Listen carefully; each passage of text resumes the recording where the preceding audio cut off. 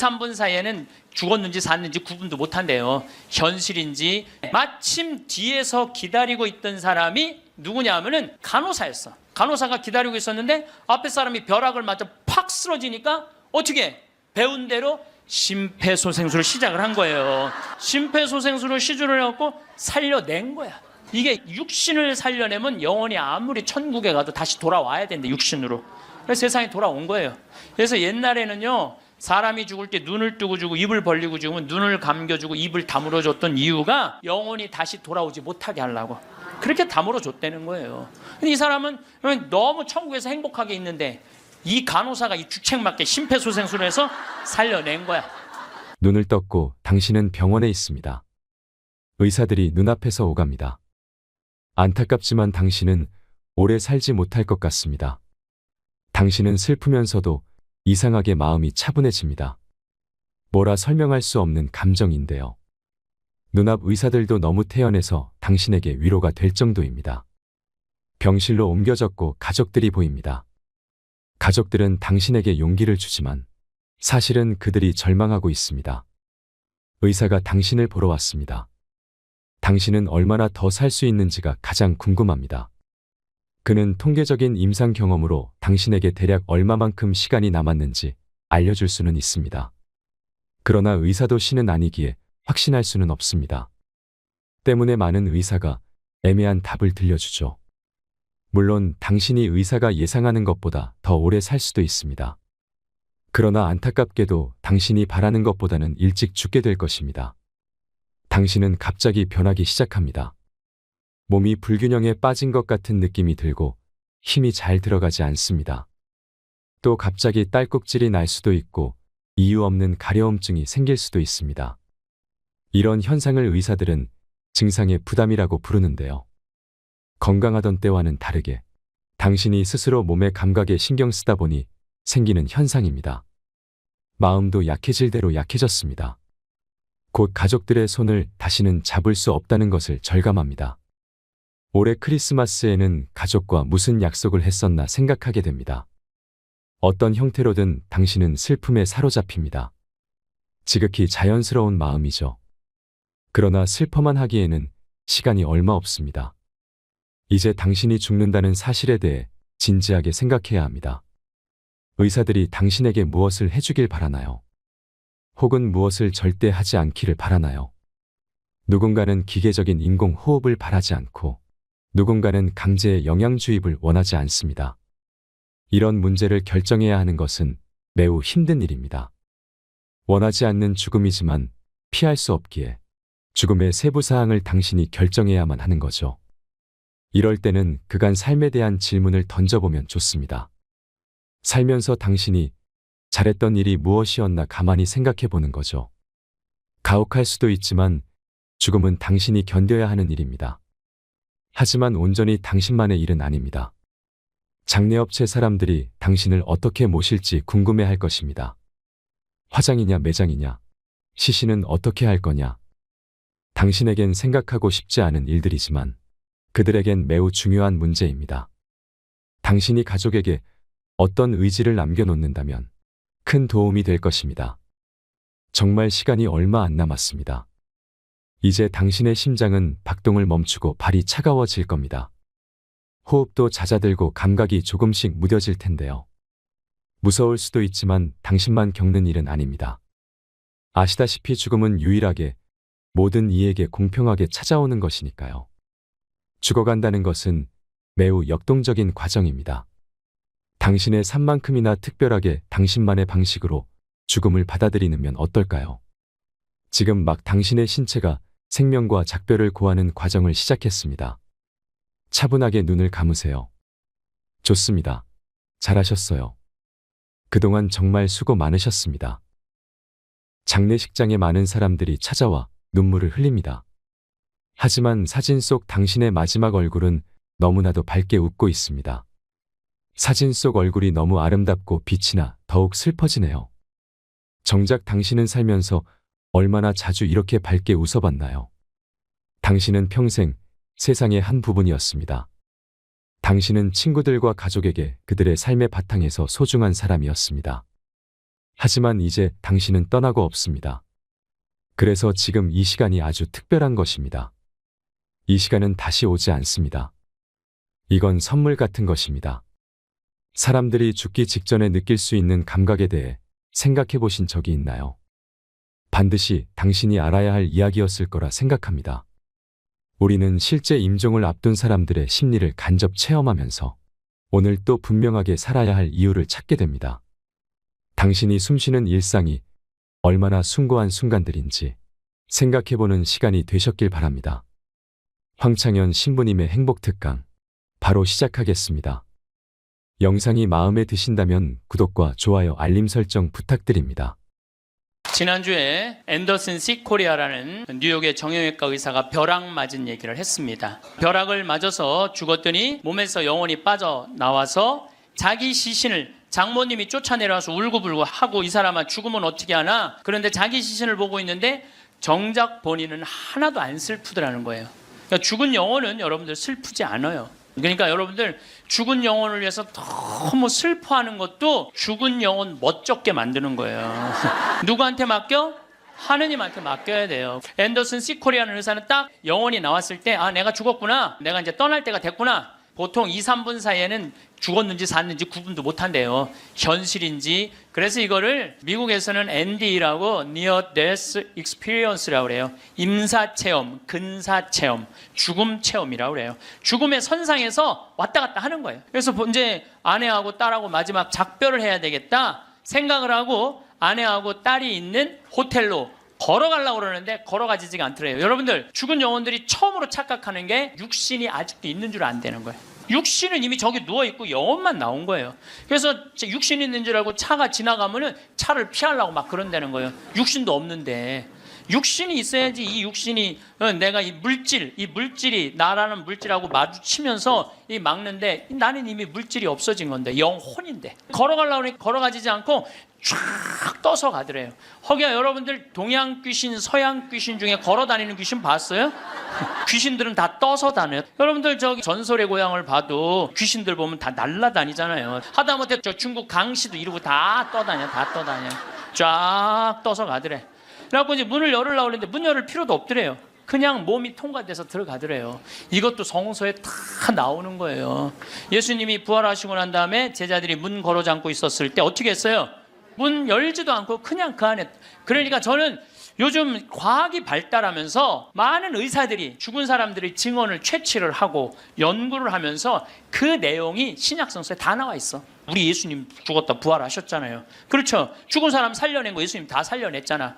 예수님 영원히 부활하시면 다볼산에서 거룩한 변모할 때 얼굴은 해와 같이 빛나고 온몸은 빛난다. 죽었던 사람들이 하늘나라에서 올라가서 본 장면 그대로 다 신약성서에서 예수님이 다 보여주신 거야. 근데 우리는 그렇게 예수님이 보여줬는데도 다 필요 없어. 죽은 아버지가 살아 돌아와서 얘기를 해줘야 돼. 다른 사람 필요 없어. 그래서 쫙 떠서 가서 아내하고 딸이 있는 호텔을 딱 들어가 보니까 아내하고 딸이 얼굴에 막 페인팅을 하고 놀더래요. 근데 정작 자기는 안 슬프더래요. 떠나야 되겠구나. 그래서 그 죽은 사람들의 특징이 저 빛 있는 데까지 가는 여행길이 그렇게 멀게 느껴진대요. 근데 그 속도가 너무너무 빠르다는 거예요. 그래서 여러분들, 우리 죽은 영혼들 잘 떠나가라고 죽으면은 마당에다가 못 떠나요. 사자밥 떠놓잖아요. 맷밥이라고 흰쌀밥 3그릇, 신발 3켤레, 국 3그릇, 그 다음에 엽전 3입 놓잖아요. 그게 뭐예요? 저승사자 둘 오니까 둘하고 죽은 본인 잘 떠나보내라고. 그리고 어디는 또 간장까지 떠놓는데요. 간장을 왜 떠놓는지 아세요? 이게 짜게 먹으면은 물 자꾸 먹히려고 중간에 서서 물 먹는다고 천천히 떠나가라고. 아니면 다시 돌아올 수도 있다. 그래서 간장도 떠놓고 된장도 떠놓는 거라는 거예요. 그래서 이거 죽은 이들을 위한 그런 것들이 너무너무 많은 거예요. 어쨌거나 하여튼 앤더슨 시 코리아라는 의사는 나와갖고 하늘나라 딱 올라가는 순간, 이 사람도 역시 신앙이 없는 사람이에요. 여러분들, 하늘나라 올라갔다 온 사람들 중에 성당 안 다니는 사람 상관없대요. 되게 어떤 사람들이 하늘나라에 많이 올라가냐면 이 세상 사랑하고 사람 사랑하고 아끼는 사람이 되게 올라갔다 오고, 나쁜 짓 한 사람들은 다 어두운 데 갔다 온다는 거예요. 그러니까 성당 열심히 다닌다고 다 하늘나라 가는 거 아니에요. 이것도 성서에 다 나와. 마태복음 7장 21절에 뭐라 그래? 나더러 주님 주님 한다고 다 하늘나라 가는 건 아니다. 내 말을 실천하는 사람이라야 하늘나라 간다. 그러니까 성당을 아무리 다녀도 사람 미워하고 본당 신부 미워하고 막 옆에 있는 사람 미워하면 그 사람은 성당 다녔나 마나예요. 근데 이 앤더슨 시코리아는 착하게 살았나 봐. 하늘나라로 올라가서 그 빛을 느끼는 순간 신으로부터 오는 걸 거부할 수가 없더래요. 완전한 평화, 충만한 사랑을 느낀 거지. 그래갖고 이제 하늘나라에서 너무 행복하게 있는데 마침 뒤에서 기다리고 있던 사람이 누구냐 하면은 간호사였어. 간호사가 기다리고 있었는데 앞에 사람이 벼락을 맞아 팍 쓰러지니까 어떻게 배운 대로 심폐소생술을 시작을 한 거예요. 심폐소생술을 시주를 해갖고 살려낸 거야. 이게 육신을 살려내면 영혼이 아무리 천국에 가도 다시 돌아와야 되는데 육신으로. 그래서 세상에 돌아온 거예요. 그래서 옛날에는요, 사람이 죽을 때 눈을 뜨고 주고 입을 벌리고 죽으면 눈을 감겨주고 입을 다물어 줬던 이유가 영혼이 다시 돌아오지 못하게 하려고. 그렇게 다물어 줬다는 거예요. 근데 이 사람은 너무 천국에서 행복하게 있는데 이 간호사가 이 주책맞게 심폐소생술을 해서 살려낸 거야. 살아 돌아왔는데 이 앤더슨 시코리아라는 의사는 문제는 하늘나라에서 들은 음악이 너무 아름다웠던 거야. 하늘나라 간 사람들의 특징이 뭐냐면 너무나 아름다운 음악을 들은 게 그 사람들의 특징이야. 너무 아름다운 음악을 들어서 그걸 자기가 연주하고 싶은 거야. 그래서 이 사람은 94년부터요 박사학위가 2개야. 심리학 박사에 정형외과 박사인데 이 사람은 바이엘부터 피아노를 배워요. 배워서 2002년에 음반을 발표를 해요. 내가 유튜브를 통해서 그걸 들었는데 너무너무 연주를 잘하더라고요. 아니 무슨 무당이 갔다 오거나 뭐 이런 사람이 갔다 오면 무당도 무시할 건 안 되죠. 여러분들 무당도 신 내림 받은 무당은요 무시하면 안 돼요. 강신무들은요 무당 무시하면 안 돼요. 그 사람들은 뭔가 있는 거예요. 그들의 세계가 있는 거야.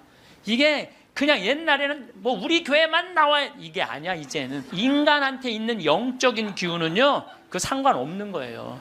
어쨌거나 하여튼 이 사람 연주하는 걸 들어보니까 내가 너무너무 아름답더라고. 우리 가톨릭 안에도 벼락 맞아 죽은 사람 있죠.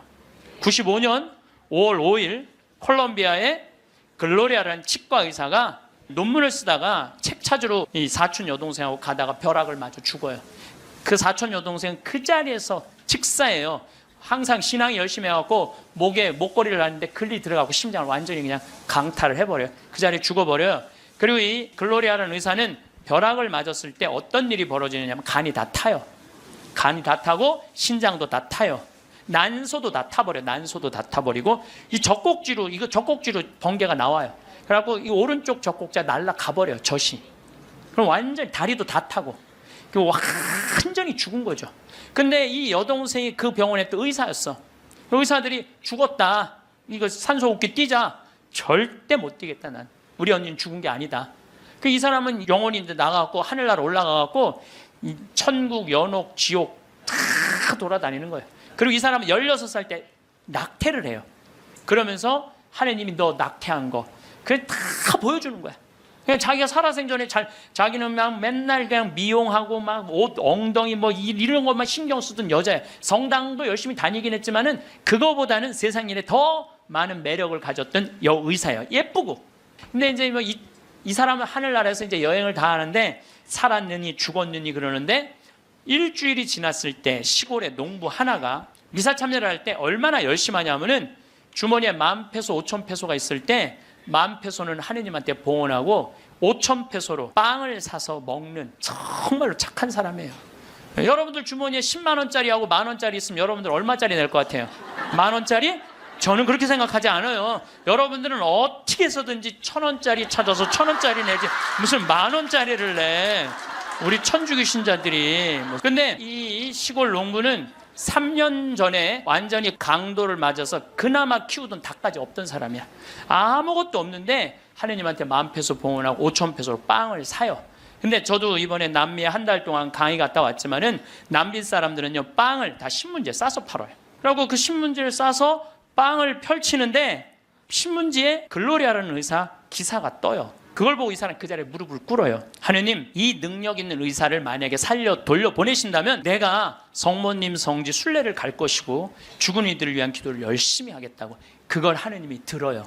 참 신기하죠? 그 사경을 헤매는 그 글로리아라는 의사한테 하느님이 하늘나라에서 이런 얘기를 해요. 내가 너를 살려 돌려보낼 것이다. 왜 돌려보내느냐면은 너의 공로가 아니다. 이 시골의 농부, 너무 나를 따르고 사랑하는 이 농부가 너를 위해 간절하게 기도했기 때문에 내가 너를 살려 돌려보내는 것이다. 돌아가서 이 하늘나라에서 본 것을 증언을 해라. 그리고 살려 돌려보내요. 그래서 이 글로리아라는 의사는 살아 돌아와요. 그런데 일주일이 지나고 다리를 너무 피가 안 돌기 때문에 잘라야 된다고 그러는데 이 사람은 살아 돌아와서 간도 재생이 되고 난소도 재생이 되고 신장도 재생이 되고 다리도 다 재생이 돼요. 그래갖고 애까지 또 낳아요. 정말 애를 하나 더 낳아요. 그리고 지금은 온 세계에 다니면서 자기가 벼락마저 죽고 난 다음에 살아 돌아와서 하늘나라 경험 얘기한 걸 다 얘기를 해주는 거예요. 여러분들 우리 죽은 이들을 위해서 기도하는 거 우리 가톨릭 교회 가장 아름다운 전통 중에 하나예요. 저는 이렇게 본당에 초상이 나면은 연도 바치러 꼭 갔어요. 연도를 바치러 내가 이제 저녁 한 8시나 9시쯤 가면은 그 연도꾼들이 꽉 차 있으면 기분이 너무너무 좋아. 교우들이 연도 바치러 주러 왔을 때 너무너무 기분이 좋아. 왜냐하면 여러분들 연도 바칠 때 뭐라 그래요? 성부, 성자, 성령, 이영혼 구원하여 주소서. 성모님, 요셉 성인 이영혼 구원하여 주소서. 모든 천사들 이름 부르면서 이영혼 구원하여 주소서. 베드로, 야고보, 요한, 안드레아, 베네딕토, 루시아, 아네스 이영혼 구해달라고 계속 성인들 이름 부르면서 구원해달라고 그러잖아요. 그럼 여러분들 생각을 해봐요. 우리가 이제 죽으면 하늘나라 올라가면은 하느님이 심판하지 않는다니까요. 베드로한테 맡겼잖아요. 베드로가 이제 천당 보낼지 연옥 보낼지 지옥 보낼지 결정할 거 아니야. 혼자 결정하지 않을 거예요. 수호천사 부르고 아까 성서에도 얘기했잖아요. 하늘의 천사가 너를 지켜보고 있을 것이다. 수호천사 부르고 수호 성인 부르고 연관된 성인들 다 불러서 천당 보낼 거냐 지옥 보낼 거냐 연옥 보낼 거냐 얘기를 할 거야. 근데 밑에서 계속 이름 불러대면 성인들이 회의하다 뭐라 그럴 것 같아요? 야, 우리 이름 이렇게 불러대는데 웬만하면 올려보내자 그냥. 그게 바로 연도의 효과예요. 연도의 효과.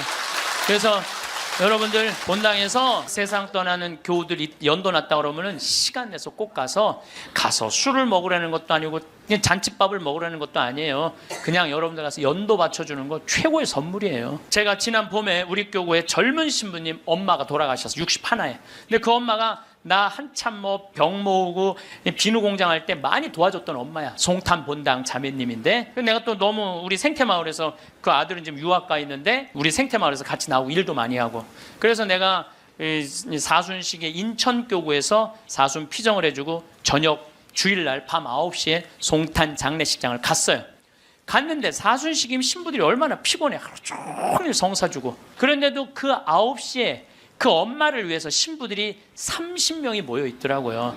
다음 날은 물론 주교님이 월요일 날 장례 미사를 해 주시죠. 그런데 우리 수원교구는 신부님 부모님이 돌아가시면 주교님이 미사하기 전에 계속 매 시간 미사를 해요. 와서 그게 우리 신부들이 그 동기 신부들에 대한 예의야. 예의. 그래서 매 시간 그러니까 수백 명이 우리 수원교가 한 450명 되니까 수백 명이 와서 미사를 해주는 거야. 근데 그날도 내가 이제 마침 주례를 하게 돼갖고 미사를 주례를 하는데 하늘나라에서 회의하는 소리가 들리더라고요. 아니 진짜로 하늘나라에서 회의하는 소리가 들리더라니까요. 이번 분은 대단한 분인가 보다. 이거 신부들이 수백 명이 이렇게 미사를 봉헌하니 이번 분은 그냥 묻지도 따지지도 말고 올려보내라. 그래서 우리 신부 엄마는 묻지도 따지도 않고 천당 올라갔을 거예요. 분명히. 지난 봄에 또 내가 대국교구 교우들 위해서 토요일 날 강의를 갔어요. 그때도 1000명 이상 모였어요. 근데 오전 10시 강의인데 저는 항상 어디든 2시간 전에 도착을 해요. 강의 2시간 전에 도착을 해서 미리 이제 밥을 먹어요. 근데 이제 밥 먹을 때는 이 옷에 튀면 안 되니까 항상 사복을 먼저 입어요.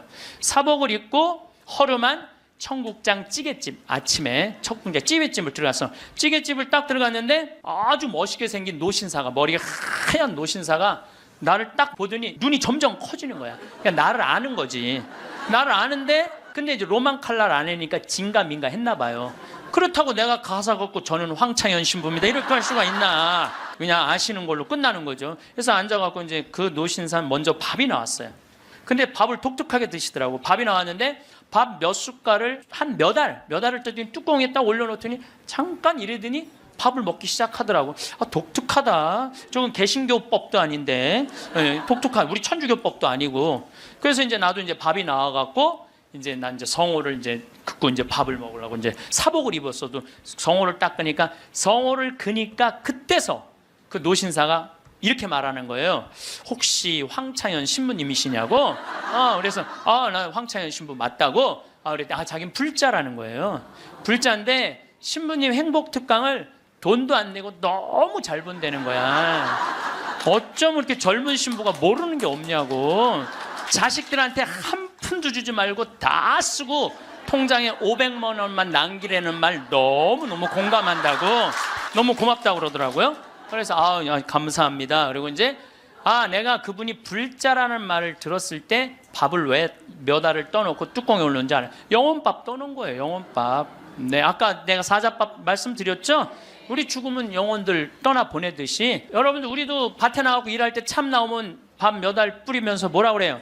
이게요, 제가 아까 얘기했지만은 이게 영혼은 천주교 신자들만의 공유물은 아니에요.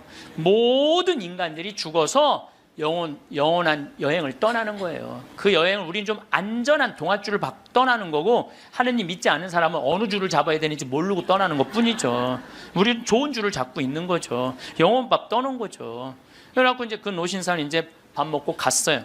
나도 이제 밥을 다 먹고 계산을 하려고 그랬더니 아주머니가 아까 그 노신사가 밥값을 내고 갔다는 거예요. 내가 그때 깨달은 진리가 하나 있어요. 우리 천주교 신자들이요, 밥 먹을 때 반드시 성호를 긋고 먹어야 돼. 그래야지 뭔가 얻어먹는 게 있는 거예요. 여러분들, 성호를 거야지. 지난달에도 우리 생태마을의 부관장 신부들하고 내가 또 신학교 보낸 신부들하고 여행을 같이 갔어. 단풍 여행을 갔어. 단양이라는 곳에 갔는데 전심에 이제 신부들 꽤 많았죠. 능이버섯 찌개를 시켰어요. 우리들 많이 시켰어요. 그래서 이제 다 나왔고, 야 우리 기도하고 먹자 그랬더니 성호를 딱 긋는데 저쪽에서 아저씨 하나가 오더니 황 신부님이 있냐고 그러더라고요. 그렇다고 그러니까 자기 성당 안 다니는데 신부님 강의 너무 재밌게 보고 있다고, 밥값은 내가 내겠다고. 그래서 이 성호 걷는 게 진짜 중요해. 성호 걷는 게. 우리 천주교 신자들 영혼밥 떠나요 안 떠나요? 떠나요. 왜 안 떠나요? 여러분들 영혼밥 떠나요. 우리 식사 후 기도 때 뭐라 그래요? 전능하신 하나님, 베풀어 주신 모든 은혜 감사드리나이다. 주님의 이름은 찬미를 받으소서, 이제와 영원히 받으소서. 세상을 떠난 모든 교우들이 천재자비하심으로 평화의 은식을 얻게 하소서. 이게 영어 기도문에 없어요. 내가 영어로 식사 전후 기도 하거든요. 없어요. 영어. 한국에만 있는 기도문이에요. 영혼들을 위한 기도. 참 좋은 기도문이에요. 그러니까 이게 연옥 영혼들이요, 다른 나라 사람들 천주교 신자들 밥 먹을 땐 쳐다도 안 봐. 근데 누구 밥 먹을 때만 기다려? 한국 천주교 신자들 밥 먹을 때만 기다리고 있는 거예요. 그 영혼밥 한번 얻어 먹어보려고. 근데 우리 천주교 신자들이 얼마나 못됐는 줄 알아요? 식사 전 기도는 해 그나마. 근데 식사 후 기도하는 신자가 거의 없어요. 그냥 일어나는 거야. 얼마나 영혼에서 황당하겠어요. 연옥에서. 여러분들 이제 식사 후 기도하세요. 꼭 하세요. 우리들이 항상 영혼들을 위해서 기도해야 돼. 또 묵주기도 끝에 뭐라 그래요? 예수의 우리 죄를 용서하시며 우리를 지옥불에 소구하시고 연옥 영혼을 돌보시며 가장 버림받은. 여러분들 이게 1917년 파티마 성모님이 루시아 프란치스코 히아친트한테 부탁한 거예요. 왜? 연옥 영혼들이 너무 불쌍한 영혼들이 많으니까 너희들 기도해라고. 그러니까 저는 요즘 이렇게 이 죽음 강의를 준비하면서 장례차가 지나가면은요, 천주교 신자, 개신교 신자, 불교 신자 가리지 않아요. 가리지 않고 성호 커요. 성호 긋고 하느님 저 영혼 구원해달라고 좀 기도해요. 나는 도저히 이해가 안 가는 종교단체가 있어요. 우리 교회에 나와야만 구원받는다고 얘기하는. 근데 그 몇 명이냐면 14만 4천 명에 속해야만 구원받는다고. 난 이해가 안 가요. 여러분들, 하느님이 그것도 2000년 역사상 대한민국의 고 교회 14만 4,400만 명만 구원하려고 당신 아들 죽였겠어요? 온 인류의 하느님 이렇게 째째하겠어요? 다 구원하고 싶어 하세요. 만약에 14만 4,400만 명만 40 말도 안 돼. 14만 4천 명만 구원하려고 그러면 나는 예수님 그럴 것 같아. 14만 4천 명 구하려고 그러면 예수님이 이랬을 거예요. 야 베드로야 네가 죽어라. 그 14만 4천 명. 예수님은요 모두를 구원하시기 위해서 십자가 지신 거예요. 그래서 하늘나라는 활짝 열려 있는 거예요. 불교에는요 4대 보살님이 있어요. 관세음보살, 지장보살, 보현보살, 문수보살이 있어요. 관세음보살은 이 세상에 자비를 베푸는 보살이에요. 근데 지장보살님은 저 지옥에 단 한 명이라도 있으면은 자기는 성불하지 않겠다고 그러는 보살님이에요. 아니 우리는 지옥에 가면 천국에 못 가잖아요. 근데 불교는 또 달라요 우리하고. 그러니까 지옥의 마지막 한 명까지 구원하겠다는 게 그 보살님의 마음인 거야. 나는 그 보살님이 너무 마음에 들어. 이게 난 하느님의 마음이라고 생각 들어요. 하느님의 마음. 그러니까 여러분들도 모든 사람들이 구원받을 수 있도록 항상 기도하셔야 돼요. 여러분들은 구원 받을 것 같아요? 안 받을 것 같아요? 여러분들 구원 받아요. 적어도 이 시간 강의 듣겠다고 여기 나와서 앉아있는 여러분들은 구원 받아요. 여러분들 천당 간다는 확신 있으면 행복하지 않겠어요? 행복하죠? 내가 이제 막 죽을 때가 다 됐어. 근데 싹 하느님이 와갖고 한 일주일 전에 귀에다 대고 너 축하해, 너 천당이야 이렇게 얘기하면 행복할 것 같아요? 안 행복할 것 같아요? 행복하겠죠? 근데 이거를 누구한테 하느님이 하냐면 프란치스코 성인한테 해요. 프란치스코 성인한테 나타나갖고, 프란치스코는 굉장히 빨리 돌아가시잖아요. 40대 초반에 돌아가시잖아요. 하느님이 와서 너는 연옥의 벌을 면한다, 바로 천국이다. 그랬을 때 프란치스코 성인이 너무 행복하게 일주일 동안 밥을 안 먹었다는 거야. 너무 행복해서.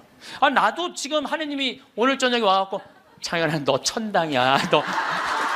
우리 인사발령 신부들 인사발령 굉장히 기다려지거든요.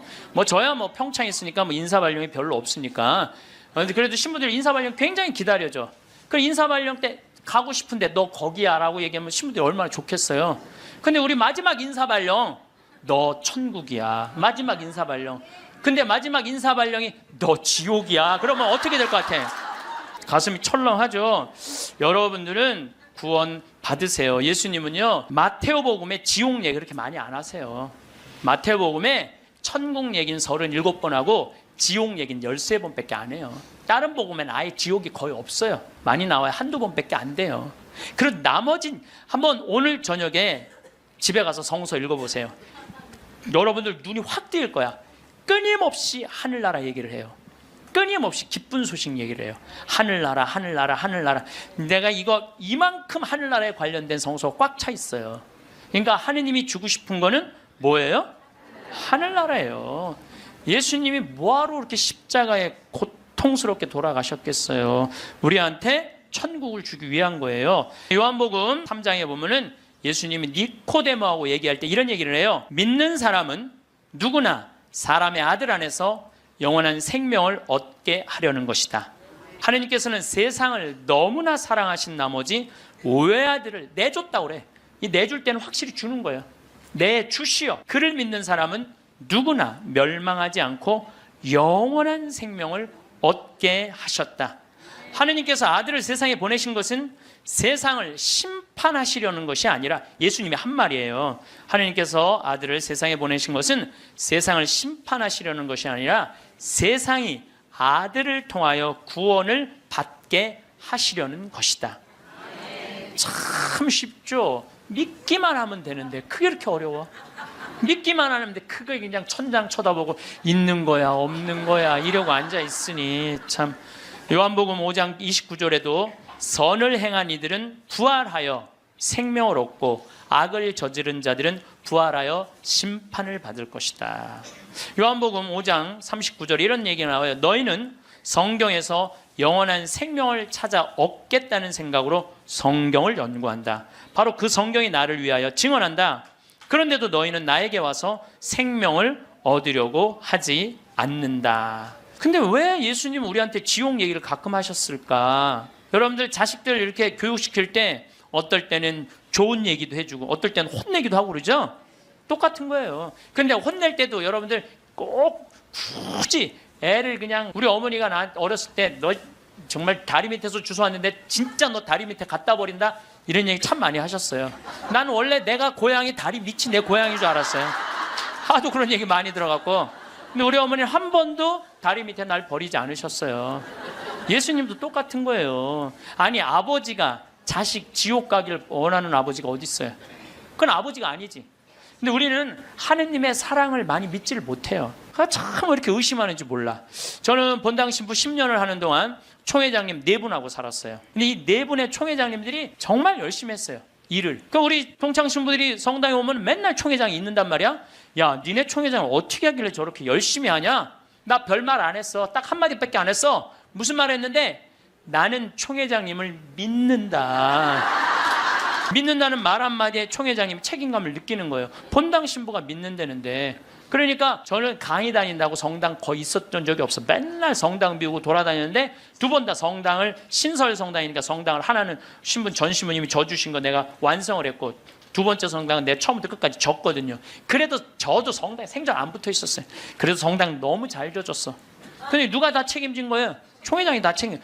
뭐 때문에? 내가 믿는다는 말 한마디에. 여러분들 그 많은 신들 중에 인도에는 신이 3억 명이나 된다는데 그 많은 신들 중에 야훼 하느님 당신만을 나의 주님으로 믿습니다라고 고백하면은 하느님은 나한테 책임감 느낄 것 같아, 안 느낄 것 같아? 아니 저놈이 날 믿는다는데 저거 하나 천당에 못 데리고 오겠어요? 근데 만약에 여러분들이 어느 날은 믿는 것 같고 어느 날은 안 믿는 것 같고 그럼 하느님은 어떠실 것 같아요? 어느 날은 책임져야 될 것 같고 어느 날은 책임지지 않아도 될 것 같고 그러네. 믿으려면 어떻게 믿어야 돼? 확실하게 믿어야 돼. 그리고요, 제가 예비자 교리 참 잊지 못하는 예비자가 하나 있었어. 6개월 동안 그렇게 예수님에 대해서 얘기하고 성경에 대해서 얘기하고 예수님 증언했는데 6개월 후에 교리 마지막 끝에 자 마지막으로 질문해 보십시오. 그랬더니 딱 손을 들더니 신부님 솔직히 얘기해 달라는 거예요. 뭘 솔직히 얘기하냐니까 진짜 예수님 믿냐고 솔직히 해달라는 6개월 지났는데 자 여러분들도 저한테 그렇게 물어보고 신부님 솔직히 한번 얘기해 보라고 예수님 믿느냐고. 내가 이스라엘 다녀오고 과달루페 가고 파티마 가고 루르도 가고 또 수많은 사제생활 23년 하면서 수많은 신앙 체험하고 나도 신앙 체험하면서 내가 느낀 게 있어요. 내가 확실하게 나한테 물으면 내가 얘기할게. 하느님 확실하게 살아계셔. 그런데 문제는 내 영혼의 상태 때문에 하느님을 느끼지 못하는 거예요. 하느님은 그냥 계셔. 근데 내 이놈의 영혼이 왔다 갔다 하는 거지. 하느님이 있다 없다 하는 게 아니야. 내 마음 안에 신앙이 있다 없다 하는 거지. 하느님은 그냥 그대로 그 자리에 계셔. 내가 깨어서 기도하고 주님을 끊임없이 찾고 주님께 찬양을 드리고 감사를 드리면요 주님은 응답해 주세요. 근데 혼자 그냥 방구석에 갖고 있는 거야 없는 거야 이러면은요 아무리 대답해 주고 싶어도 방구석에서 나와야지. 근데 여기 지금 나와 있는 분들은 대답을 듣잖아요. 마태복음 25장에 슬기로운 처녀, 미련한 처녀 얘기가 나와요. 슬기로운 처녀 등잔에는 기름이 많았고 미련한 처녀 등잔에는 기름이 하나도 없었어. 미련한 처녀들은 어떤 처녀들이 미련한 처녀들이냐면 맨날 의심하고 성당도 안 나오고 가난한 사람도 안 도와주고 그냥 이러고 있는 처녀들이 미련한 처녀들이에요. 슬기로운 처녀들은 어떤 처녀들이야? 명동에서 피정 있다 그러면 아침부터 와서 앉아있고 이 처녀들이 기름 종지에 기름이 많은 처녀들이에요. 여러분들이 이웃에게 복음을 선포하고 참된 삶의 길, 진리의 길을 가르쳐주는 거 기름 한 방울 모으는 일이에요. 성교에는 어느 누구도 개인이 지옥에 떨어졌다고 단정 짓지 말라는 거예요. 하다못해 어떤 부인이 남편이 다리에서 뛰어내려서 죽었어. 자살을 했어. 너무 슬퍼. 매일매일 우는 거야. 내가 이거 정말 책에서 내가 읽은 거예요. 요한 마리 비안네 신부님한테 찾아간 거야. 신부님, 천주교에선 자살하면은 지옥에 간다는데 우리 남편은 다리에서 뛰어내려 죽었는데 어떻게 하면 좋으냐고. 근데 이 요한 마리아 비안네 신부님이 내 속을 뻥 뚫리는 얘기를 했어요. 그 신부님이 뭐라고 그랬냐면 그 부인한테 걱정하지 마라. 당신 남편 지옥 안 갔다. 무슨 소리냐. 지옥에 간다는데 그 다리 밑에서 강까지 떨어지는데 시간이 굉장히 오래 걸린다는 거예요. 떨어지는 사이에 회개를 했다는 거예요. 웃을 일이 아니에요. 아니 내가 왜 말만 하면 웃어. 실질적으로 그 순간에 회개할 수 있다는 거예요. 그리고 당신 남편은 그 순간 떨어지면서 회개를 했기 때문에 지금 연옥에서 지금 훈련을 받고 있으니까 걱정하지 말라고. 연옥골이 끝나면 천국에 올라가니까. 그래서 여러분들 우리가 예수 마리아 요셉만 외워도 연옥에 7년제가 감해진대요. 예수 마리아 요셉 누구 불쌍한 영혼들 기억하여 주소서. 3종 기도만 해도 10년을 감해진다는 거예요. 3년 기도. 그러니까 식사 후 기도, 예수 마리아 요셉 3종 기도 얼마나 좋아요. 밥 먹을 때 그냥 하면 되는데 그게 그렇게 힘들어? 아니 나는 우리 부관장 신부하고 아예 식탁에다 3종 기도 이렇게 써놔요. 그럼 써놔고 부활 3종 기도 그때 가면 또 까먹잖아. 부활 3종 기도. 그래서 영어로도 한 번 하고 우리나라 말로도 한 번 하고 그래 좋더라고요. 3종 기도 하는 거. 식사 후 기도는 반드시 하고. 근데 어떨 때는 나 식사 후 기도 벌써 일어나서 가는 신자들 태반이야. 나는 전능하신 하느님 벌써 가. 세상을 떠난 모든 교우들이 천지자비하시고 평화하시 아직도 한참 남았는데 그러지 말라는 거예요. 1991년 팸 레이놀즈라는 이 가수는 미국의 가수인데 작곡가 겸 가수인데 심한 뇌 동맥류가 걸려요. 이 수술은 굉장히 위험한 수술이에요. 왜냐하면 이 사람을 수술하면 뇌에 있는 피를 다 빼야 돼. 뇌에 있는 피를 다 빼고 심실 정지, 심장을 정지시켜야 돼. 그러니까 사실은 죽이는 거예요. 죽였다가 다시 살리는 수술이야. 그런데 이 사람이 97년에 수술을 해. 애리조나 대학에서. 이때 지금은 죽음 이후의 세계에 대한 연구가 미국이 너무 많이 해요. 100개 대학에서 연구를 하고 있어요.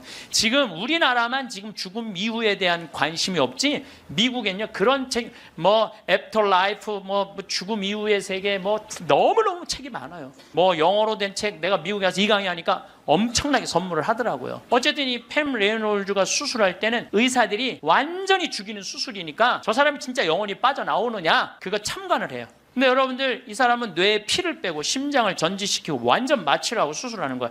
여러분들 마취 수술 해봤던 경험 있으세요? 나도 20년 전에 맹장 수술할 때 마취를 했는데 한심하더라고요. 내가 신부님 마취 들어갑니다 그런데 그게 뭐라고 딱 들어갔는데 아무 생각이 안 나는 거야. 나 탁탁 치는데 깨어나 보니까 벌써 배를 가르고 맹장을 떼어냈다는 거야. 아니 내 맹장을 떼어냈는데 내가 모르는 게 말이 돼? 답답하더라고요. 떼어냈다는데. 그래서 내가 다음에 수술할 때 반드시 정신을 똑바로 차리고 아무리 마취를 해도 내가 어떻게 수술하는지 지켜봐야 되겠다. 근데 내가 이제 거의 한 5년 전에 위암 수술을 하게 됐잖아요. 위를 3분의 1을 잘라내잖아요. 그래서 이제 난 6시간짜리 마취를 이제 하러 들어갔는데 이제 수술실 들어가면서 내가 속으로 나한테 외웠어요. 정신 똑바로 차려야지. 정신 똑바로 차려야지. 그래서 수술실 들어가고 신부님 마취 들어갑니다. 그럴 때 딱 씌울 때 정신 똑 그걸로 끝이야. 정신 똑 그걸로 끝이야. 깨어나 보니까 배를 가르고 위를 3분의 1을 잘라냈다. 이번에도 그냥 당한 거지. 그냥 아무 생각이 안 나. 아무 생각이. 근데 이 팸 레이놀즈도 이 수술실에 들어갈 때 뇌에 피를 다 뺐으니 이 사람은 아예 생각이 없는 사람이에요. 심실 정지시키고. 그래갖고 딱 수술을 시작을 했을 때 이 사람은 영혼이 빠져나와요. 빠져나와갖고 수술실 장면을 지켜봐요. 의사가 간호사한테 지시하는 거, 수술 도구 전해주는 거, 그리고 자기 머리를 자르는 수술 도구를 봐요. 자기 머리 자르는 걸 봐요. 쫙 자르고. 내가 이제 죽었구나. 그래갖고 이 팸 레이놀즈는 병원 위로 올라가고 하늘나라 올라가는데 자기 할머니가 목소리가 특이했대. 하늘나라에서 막 부르더래요. 오라고. 하늘나라 올라가 보니까 자기 할머니가 있고 죽은 형제 친척들이 쫙 있더래요. 너무 아름다운 모습으로 빛을 내고. 그러니까 죽은 사람들 거의 공통적인 의견이에요. 근데 자기 기타를 가르쳐준 외삼촌이 넌 아직 키워야 되는 애도 있으니까 넌 가야 된다고. 난 가기 싫다. 이거 너무 좋다. 가라. 가기 싫다. 그러면서 실갱을 하는데 삼촌이 확 미는데 수술이 끝난 거예요. 깬 거죠. 살아 돌아온 거죠. 근데 이 사람은 놀랍게도 참관한 의사들한테 의사들 배치를 다 얘기를 해줘요. 어떤 의사가 어느 자리에 있었고, 수술 도구는 여러분들 우리들이 수술하러 들어갈 때요 절대 수술 도구를 개봉을 안 해요. 오염될까봐, 감염될까봐. 그래갖고 의사들이 완전하게 다 방지를 하고 이 사람 마취 끝나고 난 다음에 수술 도구를 다 꺼내요. 그러니까 우리들은 수술 도구를 어떻게 생겼는지 몰라. 수술실에 들어간 사람 알아요? 몰라요? 모르죠? 근데 자기 머리 자른 거 전동기 칫솔같이 생긴 것까지 다 설명을 하는 거야. 너무너무 놀라운 거죠. 여러분들 이런 연구를요 하버드 대학, 예일 대학, 세계 최고의 대학들이 연구를 하는 거예요. 그냥 내가 무슨 뭐 무당하고 만나갖고 그냥 대충 얘기하는 게, 짜고 얘기하는 게 아니고 이건 뭐 논문으로 나오는 내용들을 여러분들한테 전해주는 거예요. 여러분들은 바쁘니까 책 읽을 시간이 없잖아. 내가 대신 읽어갖고 다 지금 전해주는 거예요. 미키라는 시각장애자, 앞이 안 보이는 사람인데 이 미키는 18살, 우리나라는 20살인데 교통사고로 죽어요. 근데 이 사람은 태어나서부터 앞이 안 보이던 사람이야. 그러니까 하얀색이 뭔지 까만색이 뭔지 빨간색이 뭔지 아무리 설명을 해줘도 모르죠. 태어나서부터 앞이 안 보이니까. 나무가 어떻게 생겼는지 뭐 설명을 해줘도 상상을 하지 꽃이 어떻게 생겼는지 알 수가 없잖아요. 근데 이 사람이 교통사고로 죽어요. 죽어서 딱 수술실에 들어갔는데 자기 몸을 처음으로 봐요. 반지를 보고 자기인 걸 알아요. 내가 저렇게 생겼구나. 머리 모양을 보고 내가 저렇게 생겼구나. 그리고 죽어서 하늘나라로 올라가는데 빨주노초 파남보를 다 보는 거예요. 너무 아름다운 빨주노초, 온갖 아름다운 꽃, 새, 나무를 보는 거예요. 그러고 하늘나라에서 너무너무 행복하게 있는데 수술해서 살려낸 거야. 육신을 살려내면 돌아와야 된다고 그랬잖아요. 돌아온 거예요. 돌아왔는데도 이 사람은 어떤 거야? 역시 앞이 안 보이는 거죠. 근데 역시 앞이 안 보이는데도 이 사람은 모든 색깔을 너무 정확하게 설명을 하는 거예요. 나무는 어떻게 생겼고 꽃은 어떻게 생겼고. 이 미키라는 사람도 굉장히 중요한 연구 대상자가 돼요. 왜냐하면 아예 시각장애자인데 모든 색깔에 대한 설명을 너무 잘하는 거야. 한 번도 색깔을 본 적이 없는 사람인데. 그러니까 영혼이 빠져나가는 거죠. 그래서 우리가 이게 죽는 걸로 끝나는 게 아니야. 죽음이 아니고 새로운 삶으로 옮아가는 과정인 거예요. 여러분들 이제 죽는 거 싫어요? 좋아요? 좋아해야 돼. 아니 죽는 게 싫으면 어떻게 해? 죽는 게 싫으면은 천주교 신자가 이제 죽는 거 좋죠? 그래도 죽는 게 싫어. 그래도 살아있는 게 나아. 이 이야기는 조금 더 다음 시간에 하면서 내가 죽음이라는 것이 그냥 우리가 하느님을 만나기 위해서는 반드시 죽음이라는 걸 거쳐야 돼. 제가 조금 어려운 얘기 하나 할게요. 나는 사실 어려운 얘기를 잘 안 하는 편인데 이번 건 굉장히 어려운 얘기예요. 요거는 방송 보면서 적어갖고 한번 묵상해 보세요. 데이아르드 샤르댕이라는 신부님이 있어요. 이분은 최고의 지성인이에요. 이분도 너무 유명한데 여러분들이 바빠갖고 이분 책을 읽을 시간이 없죠. 이분은 신학자면서 지질학자예요. 지질학자.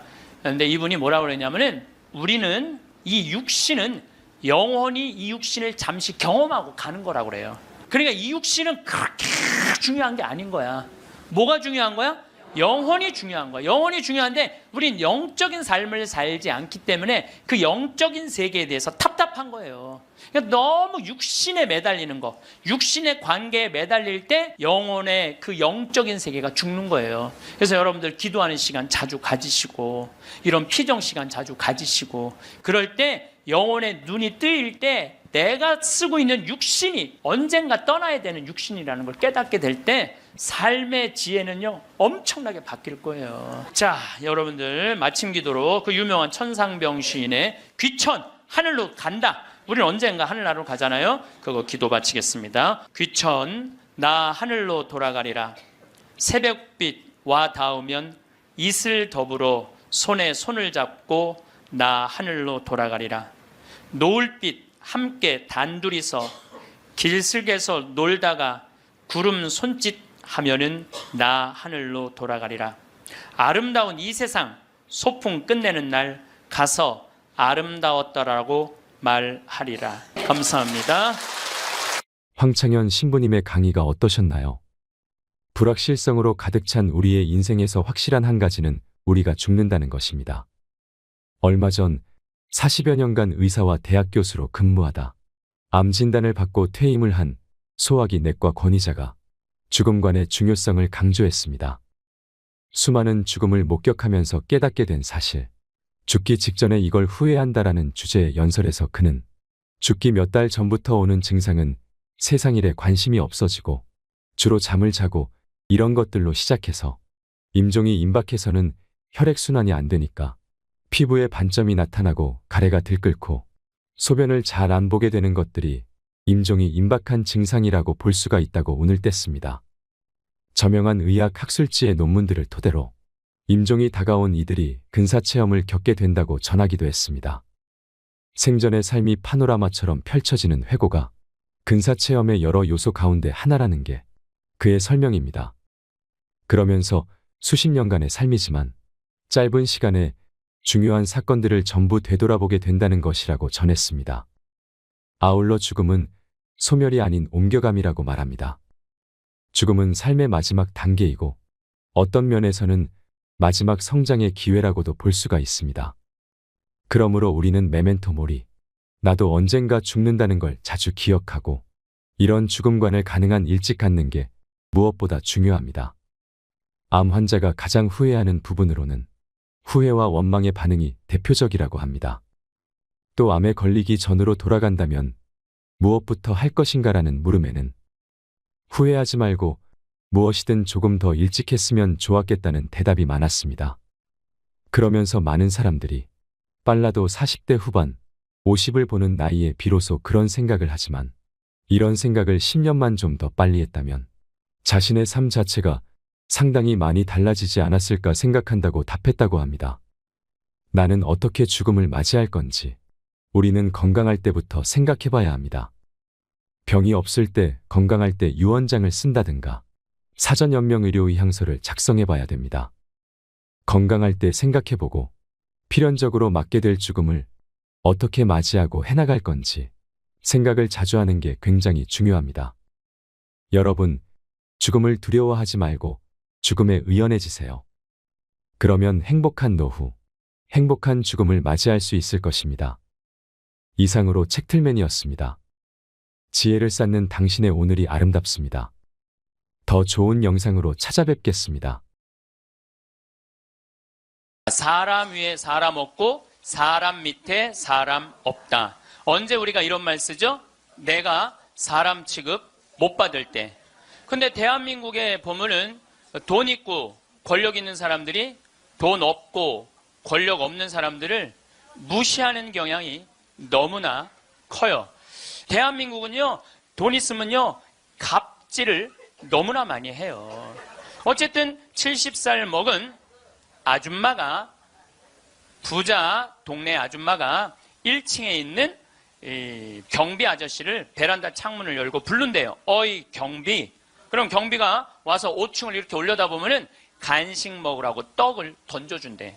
5층에서 1층으로. 여러분들, 개한테도 5층에서 1층에 던져주면 안 돼요. 저는 제가 키우는 개가 있는데 간식을 줄 때 어떻게 하느냐면 손바닥에 올려놓고 드시라고 이렇게 제가 개한테도 드시라고 내가 이렇게 줘요. 하물며 사람한테 5층에서 1층으로. 제가 그 후기를 좀 읽어보니까 그 경비 아저씨하고 친했대요. 친해서 장난으로 그랬다는 거예요. 여러분들, 본인은 장난일 수 있지만 1층에서 받아먹는 사람은 장난이 아니에요. 본인은 장난일 수 있지만 그것도 꼭 유통기한 지난 걸 줬다는 거. 유통기한 지난 거. 이게 사람 위에 사람 있고 사람 밑에 사람 있는 거죠. 오죽하면은 분신 자살을 했겠어요. 우리 마음 안에는 천사와 악마가 동거합니다. 성당에 나와 고해성사를 보고 피정할 때는 가족과 이웃 모두 사랑할 수 있을 것 같지만 일상 안에서 갈등을 겪게 되면 내 안의 악마를 쉽게 느낄 수 있지요. 예수님께서도 악마의 유혹을 받으셨습니다. 40일 동안 단식하시고 배가 고플 때 당신이 하느님의 아들이라면 이 돌들에게 빵이 되라고 해보시오 하는 유혹을 받으셨습니다. 우리가 세상에 살면서 가장 많이 받는 유혹은 돈에 대한 유혹입니다. 30년 동안 일해서 3억 원을 모았다고 가정해 볼까요? 국민연금 가입을 해두면 한 달에 100만 원씩 죽을 때까지 쓸 수 있는 돈입니다. 하지만 사람들은 현금 3억 원이 생기면 어떻게 불릴 것인가 고민을 시작합니다. 펀드나 주식에 투자하면 1년 안에 2배 이상이 될 것이라는 유혹에 넘어가 결국 재산을 날리게 되는 사람들을 많이 보게 됩니다. 1970년 이후 대한민국 주식값과 땅값이 뛰면서 온 국민이 부푼 꿈에 들떠 있습니다. 1+1이 10도 되고 100도 될 수 있다는 유혹에 사람들이 쉽게 빠지게 된 것입니다. 아프리카에는 원숭이를 잡는 비법이 있습니다. 원숭이 손이 들어갈 만한 주둥이가 있는 항아리 안에 자갈을 깔고 바나나를 놓습니다. 그 안에 있는 바나나를 잡으면 주먹이 커져 항아리에서 손이 빠지지 않습니다. 바나나를 놓으면 항아리에서 손이 빠지는데 바나나를 놓기 싫어서 무거운 항아리를 들고 온종일 뛰어다니다 지친 원숭이를 잡아먹습니다. 우리 가운데에도 바나나를 놓지 못하는 사람들이 많습니다. 주식이나 땅과 같은 재물, 이러지도 못하고 저러지도 못하는 것들을 지금 놓으면 제일 행복합니다. 우리는 마음의 욕심 때문에 악마의 유혹에 쉽게 넘어가게 되는 것입니다. 유혹 중에 가장 무서운 유혹은 자식 욕심이라고 합니다. 아메리카 원주민들은 자식이 태어나면 별에 봉헌합니다. 별처럼 많은 행복한 추억을 가지고 살았으면 좋겠다는 생각에서입니다. 또는 우리 아이가 건강하게 뛰놀기를 바라는 마음으로 들판에 봉헌합니다. 그러나 우리나라 엄마들은 아이들을 학원에 봉헌합니다. 임신하는 순간 하느님께 감사하며 아이의 행복을 빌기보다 부모가 원하는 행복을 빌지요. 부모가 계획한 틀에 맞춰 명문대 진학을 목표로 어려서부터 교육이 이루어집니다. 유아교육학자들이 말한 바로는 언어와 숫자를 인지할 수 있는 좌뇌가 발달하는 시기는 6살부터라고 합니다. 하지만 우리나라 부모들은 5살까지 한글과 숫자 교육을 하느라 여념이 없습니다. 마음 급한 부모들이 온 집안에 가나다와 ABC로 도배해 놓은 탓에 창문으로 세상 구경을 하고 싶은 아이들은 숫자와 글자에 갇혀 영아기를 보냅니다. 아이가 자랄수록 부모의 기대치를 채우지 못하면서 관계는 악화됩니다. 어렸을 때 똑똑하다고 생각했던 자식이 지방 대학에 진학하게 될 때 부모의 상실감 회복은 더욱 어렵습니다. 그래서인지 부모와 자녀 사이가 가장 나쁜 세대가 대학생입니다. 처음부터 아이가 태어난 모습대로 원하는 것을 찾아 살도록 이끌어줬다면 20년간 사랑이 차곡차곡 쌓였을 것입니다. 결국 부모 욕심 때문에 자녀와 사랑을 쌓을 시간을 놓쳐버리는 것입니다. 우리는 욕심을 버려야 합니다. 돈이면 다 되는 세상이라고 생각하는 욕심, 자식이 내 마음대로 해주길 바라는 욕심, 세상 모든 사람이 나를 사랑해야 한다는 욕심, 이런 욕심들을 모두 내려놓아야 비로소 편해질 수 있습니다. 행복한 노후를 보내려면 노후의 지혜를 깨달아야 합니다. 오늘은 황창현 신부님의 행복 특강을 통해 우리 삶을 어떻게 껴안아야 하는지 듣겠습니다. 영상이 마음에 드신다면 구독과 좋아요, 알림 설정 부탁드립니다.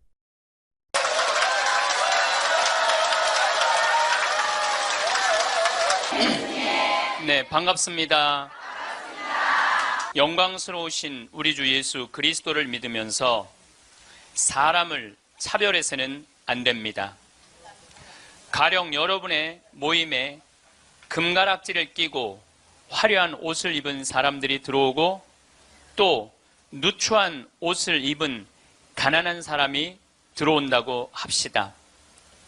여러분이 화려한 옷을 걸친 사람을 쳐다보고서는 선생님은 여기 좋은 자리에 앉으십시오 하고 가난한 사람에게는 당신은 저기 서 있으시오 하거나 내 발판 밑에 앉으시오 한다면 여러분은 서로 차별하는 것이 아니겠습니까? 또 악한 생각을 가진 심판자가 된 것이 아니겠습니까? 나의 사랑하는 형제 여러분, 들으십시오. 하느님께서는 세상의 가난한 사람들을 골라 믿음의 부자가 되게 하시고 당신을 사랑하는 이들에게 약속하신 나라의 상속자가 되게 하지 않으셨습니까? 그런데 여러분은 가난한 사람을 업신 여겼습니다. 여러분을 억누르는 사람들이 바로 부자가 아닙니까? 여러분을 법정으로 끌고 가는 자들도 그들이 아닙니까? 여러분이 받드는 그 존귀한 이름을 모독하는 자들도 그들이 아닙니까? 우리말에 이런 말이 있습니다. 사람 위에 사람 없고 사람 밑에 사람 없다. 언제 우리가 이런 말 쓰죠? 내가 사람 취급 못 받을 때. 근데 대한민국에 보면은 돈 있고 권력 있는 사람들이 돈 없고 권력 없는 사람들을 무시하는 경향이 너무나 커요. 이번에 미국의 프란치스코 교황님께서 방문을 하셨어요. 교황님은 항상 전용기가 없으시기 때문에 그 나라 비행기를 타고 가세요. 우리나라는 대한항공을 타고 오셨죠. 이번에 미국에 갈 때는 아메리칸 에어라인을 타고 가셨어요. 근데 교황님이 딱 비행기를 타자마자 승무원들한테 이렇게 부탁을 하셨다고 그래요. 나는 미국으로 가는 내내 어떠한 특별한 대우도 원하지 않는다. 나를 여기 있는 모든 탑승한 모든 승객하고 똑같이 대해줘라. 거기에는 무슨 추기경도 탔을 거고 기자단도 탔을 거고 수행원도 탔을 거예요. 근데 교황님은 특별한 대우를 원하지 않으셨다고 그래요. 그리고 교황님은 내릴 때 정말로 여러분들한테 감사하다고 승무원들한테 감사의 인사도 잊지 않으셨다고 그래요. 13억 명의 대표가 우리 프란치스코 교황님 아니야. 가톨릭 신자가 지금 13억 명이니까. 그런데 그 대단한 분이 어떠한 특별한 대우도 원하지 않는다고. 그래서 그 교황님을 수행한 승무원들이 마지막에 후기를 쓴 거를 제가 읽었는데 자기네들은 너무 특별한 대우를 원하지 않았던 그 교황님을 모시고 가면서 인생의 최대의 비행을 했다고 그래요. 너무너무 감동을 받았다고 그래요. 이렇게 세계 최고의 교황님도 특별한 대우를 원하지 않으셨는데 모 항공사의 부사장은 땅콩 안 까줬다고 매뉴얼 판으로 자기 직원, 자기 돈을 벌어주는 사람이야. 고마운 사람이죠. 자기 직원 손가락 마디를 때리고 무릎을 꿇치고 그 다음에 강제로 용서를 청하라고 그랬다는 거예요. 그리고 그것도 모자라니까 어떻게 비행기를 돌려서 그 중요한 사무장을 비행기에서 내리게 했다는 거예요. 이게 바로 사람 위에 사람 있고 사람 밑에 사람 있는 거죠. 대한민국은요, 돈 있으면요, 갑질을 너무나 많이 해요. 여러분들 갑질 얘기 참 많이 들으셨죠?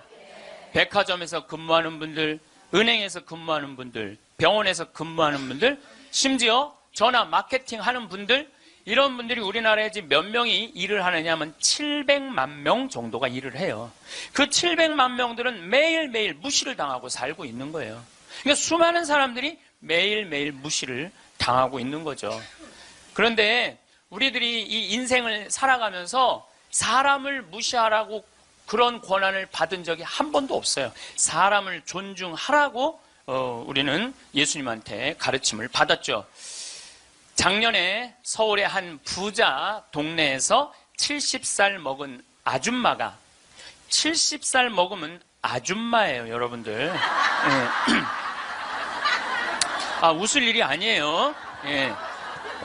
이번에 유엔에서 나이 재정립이 나왔어요. 나이 재정립이 나왔는데, 1살서부터 17살을 미성년이라고 그래요. 미성년.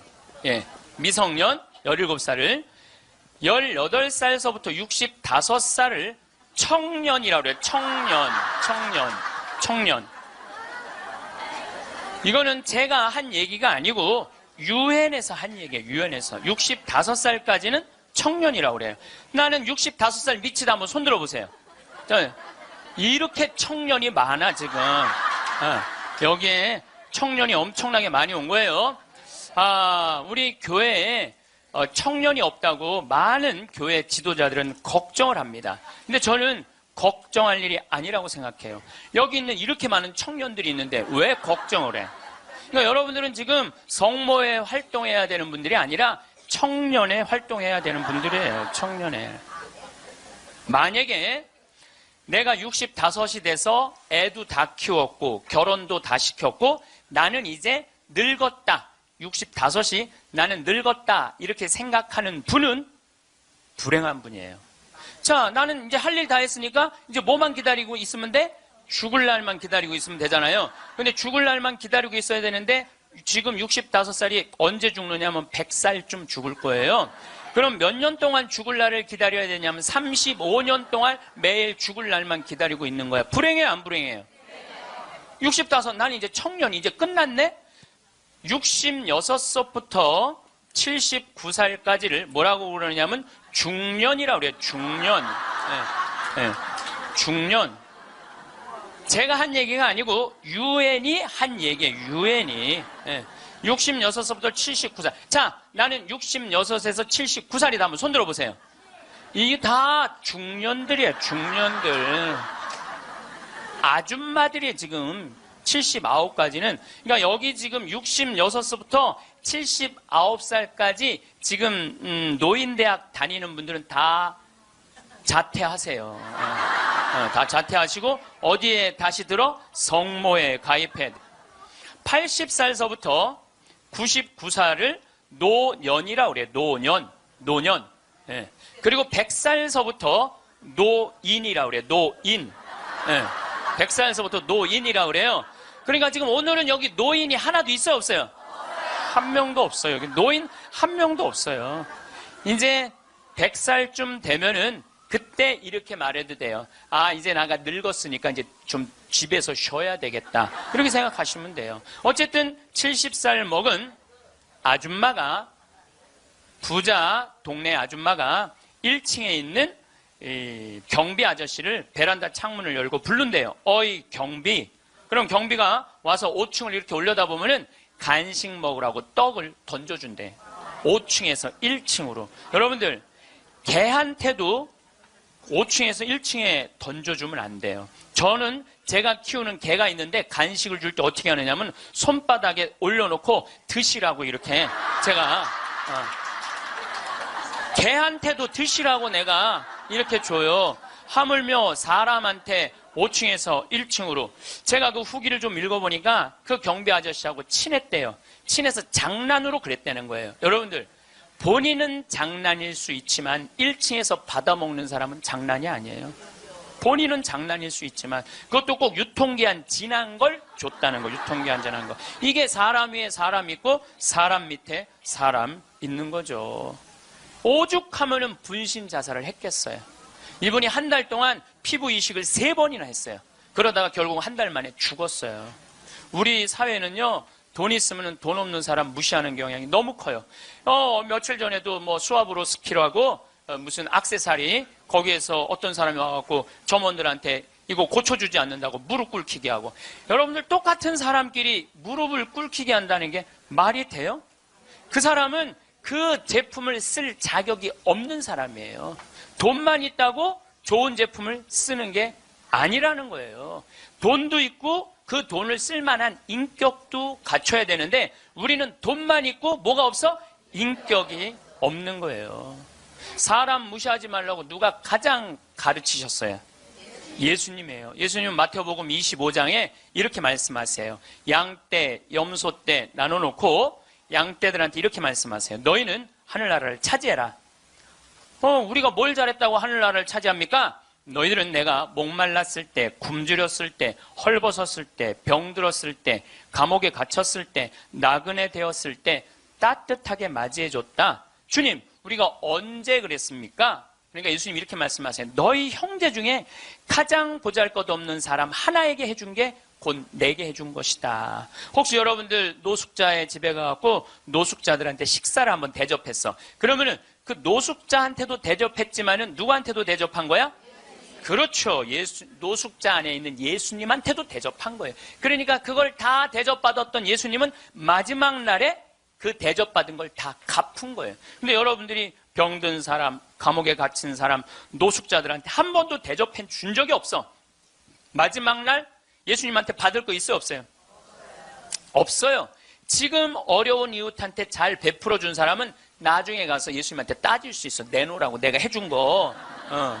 해준 거 내놓으라고 따질 수 있어요. 예수님 마태복음 25장에 말씀하셨기 때문에. 근데 왼편에 있는 사람한테는 예수님이 이렇게 말씀하세요.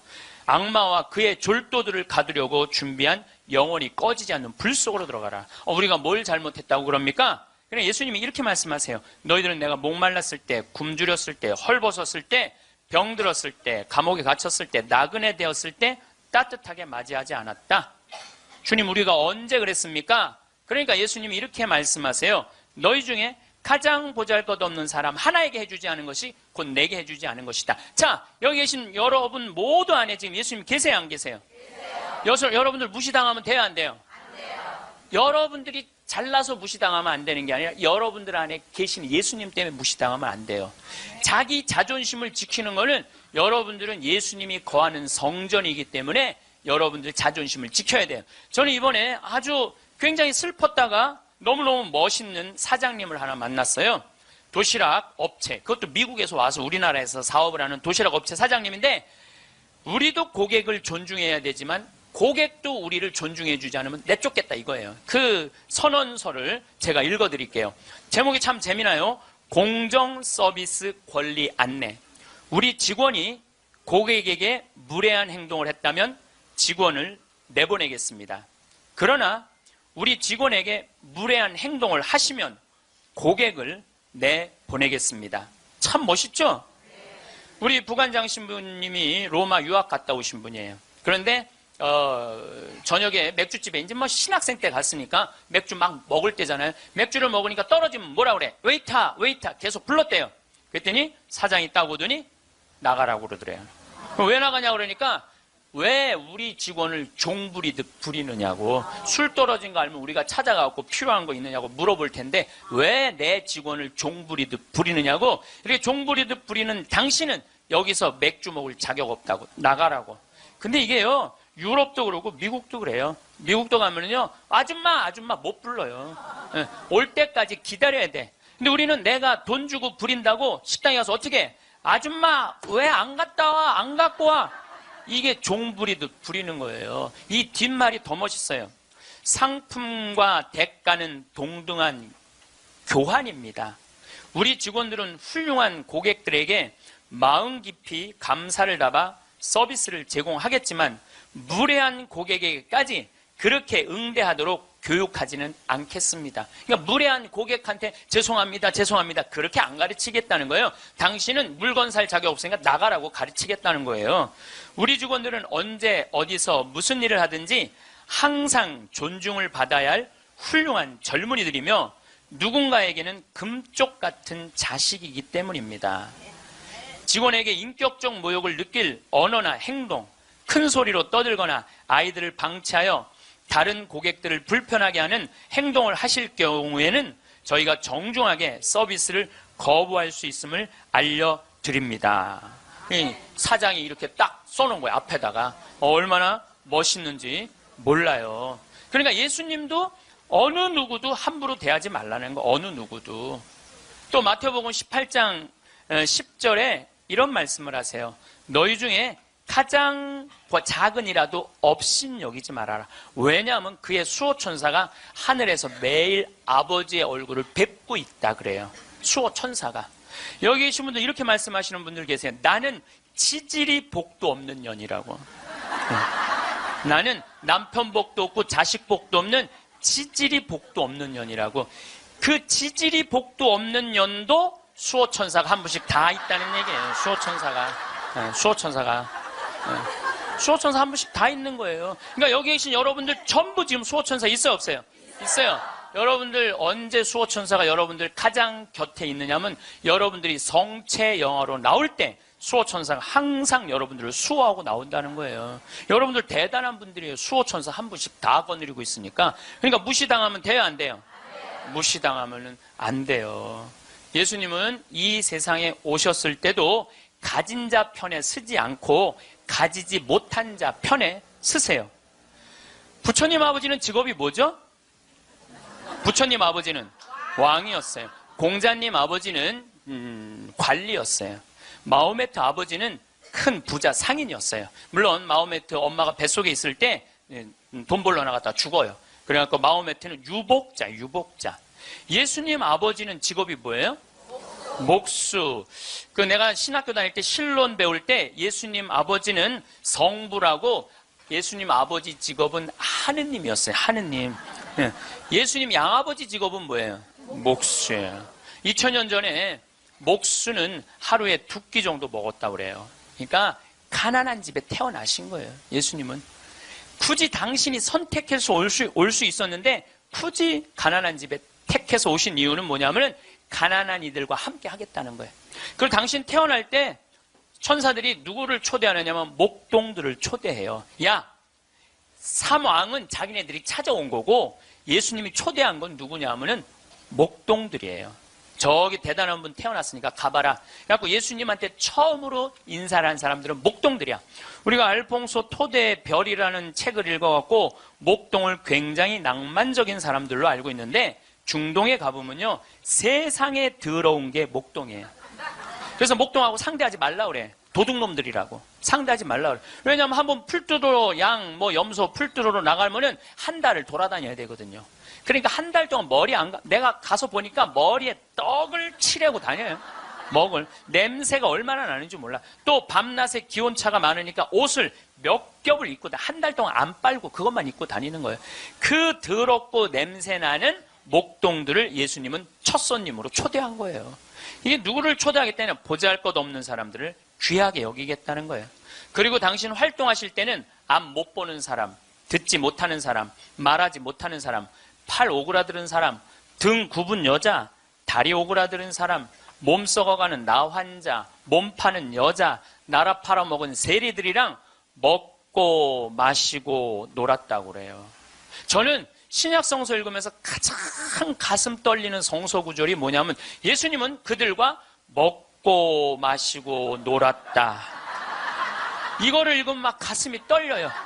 여러분들 세상에 먹고 마시고 노는 것처럼 중요한 일이 어디 있어요? 그렇죠? 여러분들 저하고 방송을 통해서 유튜브를 통해서 친숙하시죠? 친숙하다더라도 나하고 먹고 마시고 놀진 않잖아요. 먹고 마시고 놀 수 있는 사이는요 친하지 않으면 못해요. 여러분들도 누구랑 먹고 마시고 놀아요? 친한 사람들이랑 먹고 마셔요. 오늘 이거 끝나고 나면 길거리에 나가고 너 오늘 나하고 먹고 마시고 놀자. 길거리에 있는 사람한테 말할 수 있어요, 없어요? 귀싸대기 맞을 거예요. 여기 오늘 같이 온 친구들하고, 야, 우리 오늘 강의 끝났으니까 요 명동에 가갖고 우리 먹고 마시고 놀자. 친하지 않으면 못하는 거예요. 친하지 않으면은. 그리고 먹고 마시고 노는 사이는 그 사람의 속사정을 다 알아요. 그 사람이 뭘 힘들어하는지, 그 사람의 고민이 뭔지 먹고 마시고 놀지 않으면 모르는 거예요.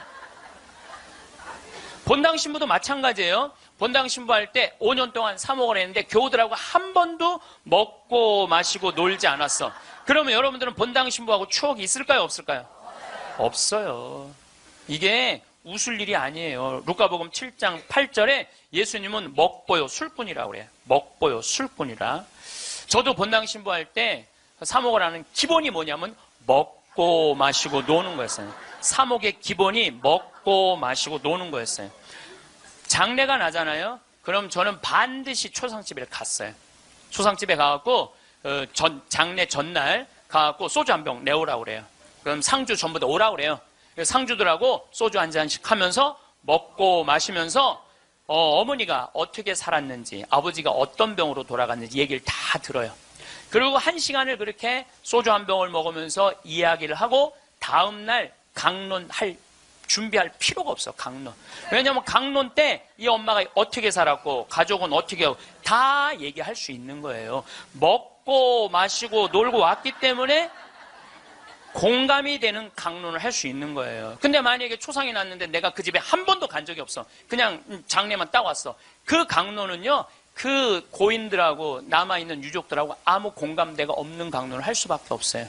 예수님이 우리가 이 신약 성서를 읽을 때 너무너무 착착 쉽게 와닿죠. 왜 우리가 쉽게 알아들을 수 있는지 아세요? 예수님이 우리랑 먹고 마시고 놀았기 때문이에요. 이게 얼마나 가슴 설레는 성소구절인지 몰라요. 어떤 가르침보다 위대한 말이 뭐냐면 예수님은 그들과 먹고 마시고 놀았다예요. 저도 87년도에 시각장애자들하고 1년 동안 여기 상계동에서 먹고 마시고 놀아봐서 87년도에 내가 그분들하고 1년 동안 살면서 물어봤어요. 여러분들은 살면서 뭐가 가장 힘드냐고. 그랬더니 그분들이 하는 얘기가 가장 힘든 게 뭐냐면 내 몸으로 난 자식 얼굴을 모르는 거래요. 내 몸으로 난 자식 얼굴을 모르는 거예요. 여러분들은 애들 어때요? 애기 낳으면은 이뻐요, 안 이뻐요? 막 100일, 200일 된 애들 보면 손가락 보면 어때요? 기가 막히죠? 그러니까 엄마들, 애기 엄마들 보면 막 애 손도 막 먹고 발도 막 먹잖아요. 막 먹어 보니까 먹을 기세야. 먹을 수만 있으면은. 너무너무 좋으니까. 그리고 눈에 티만 들어가도 막 뭐 이거 비벼내고 그러는데 나한테 한다는 애가 신부님 이만한 애를 눈에 넣어도 안 아프대. 눈에 넣어도 안 아파. 이걸 넣는데 어떻게 안 아파. 눈알이 터지든지 뭘 하든지 해야 될 거 아니야. 눈에 넣어도 안 아파. 그렇게 좋다는 거야. 그렇게. 아기를 보는 기쁨은요, 그건 세상에 돈으로 살 수 없는 기쁨이에요. 우리 집에도 드디어 조카가 장가를 가서 딸을 낳았어요. 로사라는, 나는 이제 할아버지가 됐어요. 조카, 손녀가 있어. 조카, 손녀가. 근데 그 집에 가보면 참 볼만해요. 증조 할머니, 증조 할아버지, 할머니, 할아버지, 엄마, 아빠, 6이서 둘러서갖고 얘가 이제 막 며칠 전에 지났거든요. 얘는 가만히 보니까 아무것도 안 해. 그런데도 6이서 둘러서갖고 참 쳐다보고 있다가 눈만 뜨면 뭐라 그러냐면 눈 떴다! 눈 뜬 게 뭐 이렇게 대단한 일이라고. 6명이 둘러앉아갖고 눈 떴다고 난리를 치고 거기다가 얘가 빵긋 웃기만 하잖아요. 그러면 그때부터는 애가 재롱을 피는 게 아니에요. 증조 할머니, 증조 할아버지부터 재롱을 피기 시작해. 오르르 깍꿍. 이게 누가 재롱 피는 거야? 내가 보기엔 지들이 재롱 피면서 얘가 재롱 핀다는 거야. 시간 가는지 모른다는 거야. 내가 보기엔. 자기네들이 재롱 피고 얘는 그냥 껌뻑껌뻑 쳐다만 보는데. 이 애기를, 그래서 애들은 1살 때 평생 할 효도를 다 한다는 거예요. 1살 때. 여러분들 그때 그 기쁨 평생 애들은 2살 때부터 효도 안 해요. 왜 효도 안 하는 줄 아세요? 1살 때 이미 다 했어. 근데 뭘 2살 때부터 해. 혹시 지금 30살 된 자식들이 효도 안 한다고 섭섭한 그분들은 욕심이 너무 많은 거예요. 이미 그 기쁨을 다 누린 거예요. 근데 그분들은 자기 애들을 어떻게 알아보느냐면 손으로 만져서 눈이 이렇게 생겼고 코가 이렇게 생겼고 입이 이렇게 그 상상할 수밖에 없어요. 네, 상상할 수밖에 없어요. 또 한 번은 도봉산 성당에서 우리 시설 분들을 초대를 해갖고 식사 대접을 했어요. 정말 내가 가서 보니까 상다리가 부러지게 차려놨어. 그런데 옆에 있던 형제가 나한테 그러는 거야. 학사님, 우리는 이렇게 상다리가 부러지게 차려놔도 아무 소용이 없다는 거예요. 왜 소용이 없냐? 그랬더니 보여야지 골라 먹죠. 어디 있는 줄 알아야지. 냄새는 나는데 어디 있는지 알아야지 골라 먹죠. 그러니까 옆에 봉사자들이 한 분씩 앉아갖고 고등어 들어갑니다. 두부 들어갑니다. 김치 들어갑니다. 그래야지 먹는 거예요. 근데 우리 생태마을에 딱 음식 차려놓으면은 막 김치, 뭐 고등어 막 이제 묵은지 절여놓은 거 막 이분들 막 입에 군침이 돈대. 딱 보면은 막 깍두기 쫙 빨갛게 해놓고 막 김치찌개 두부 딱 올려주면 입에 군침이 돈다는 거예요. 우린 눈으로 먹는 거예요. 먼저 눈으로 먹고 입에 군침이 도는 거예요. 이걸 영어로 뭐라고 그러냐면 My mouth is watering 그래요. 네. 군침 돈다. 그분들은 눈으로 먹는 기쁨이 없는 거예요. 여러분들 뭐가 지지리 복도 없긴 뭐가 지지리 복도 없어. 이 눈으로 벌써 음식을 먹는데 이거 눈 하나 갈아 끼는데 2개 갈아 끼면 2억인데 2억을 끼고 지지리 복도 없는 년은 무슨 지지리 복도 없는 년이에요. 또 87년도는 그 인천에서 수원에서 전철이 전부 다 의정부로 갔어요. 그때만 해도 우리 시각장애자들이 전철에서 바구니 들고 어두운 밤에 깜깜한 밤에 이러고 가면은 500원씩 1000원씩 줬어요. 기억나시죠? 네. 그렇게 하루 종일 전철을 오고 가면서 모으면은 그때 돈으로 꽤 컸대요. 15,000원, 2만원 됐대요. 그때 돈으로. 그러면은 창동이나 도봉역에서 딱 내리면은 도둑놈들이 따라다니다가 역에서 나가면은 그걸 낚아채 가는 거예요. 그걸 낚아채 가는 거예요. 그럴 때 너무너무 속상하다는 거. 너무너무 화가 나. 하루 종일 고생한 건데. 그러니까 누굴 데리고 나가느냐면 5학년, 6학년, 중학교 1학년 된 자기 애들을 데리고 나가는 거예요. 자기 애들은 그거 일 나가는 게 죽기보다 싫은 거예요. 매일 그 우리 시설 마당에서 애들이 울어. 너 왜 울어? 그럼 자기 일 나가기 싫다는 거예요. 네가 무슨 일을 나가는데 애들이 얘기해 주는 거예요. 낚아채 갖고 엄마 아빠가 나 데리고 나간다고. 그럼 엄마 아빠 손잡고 지팡이 잡고 전철 안에 왔다 갔다 하는 거 걔네들이. 그러는 수원이나 인천은 아무 상관없대요.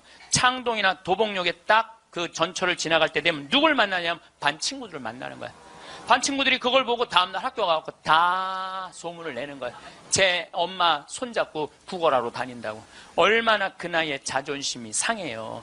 그러니까 내가 그들과 먹고 1년 동안 먹고 마시고 놀지 않았으면 그분들의 아픔을 몰랐을 거예요. 예수님은 이 세상에 오셔서 3년 동안 정말 가지지 못한 사람이나 가진 사람이나 누구하고 먹고 마시고 놀았어요. 그러니까 강생이라는 말 참 많이 듣죠. 예수님은 이 세상에 강생하셨다. 그냥 몸만 오신 게 아니에요. 삶 자체로 이 세상에 들어오신 거예요. 그래서 우리랑 먹고 마시고 놀면서 우리가 고민하는 게 뭔지, 우리가 힘들어하는 게 뭔지 너무너무 잘 아셨어요. 그래서 예수님은 특별히 아픈 사람들, 병든 사람들 고쳐주는 거 주저하지 않으셨어요. 다 고쳐주셨어요.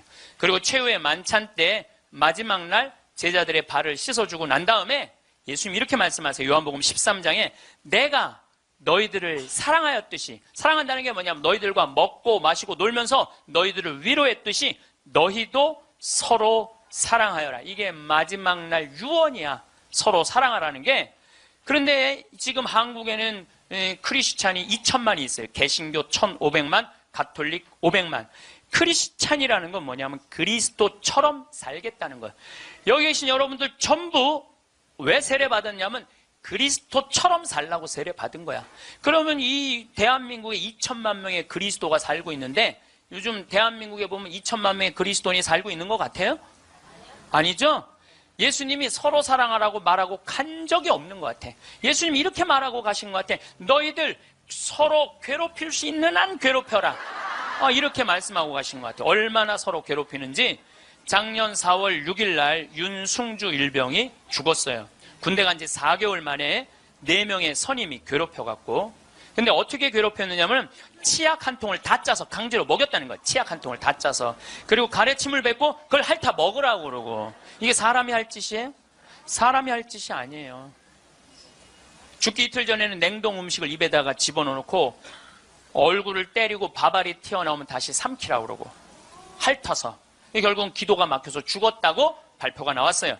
그런데 윤승줄병 사돈 쪽에 정형외과 의사가 있어요.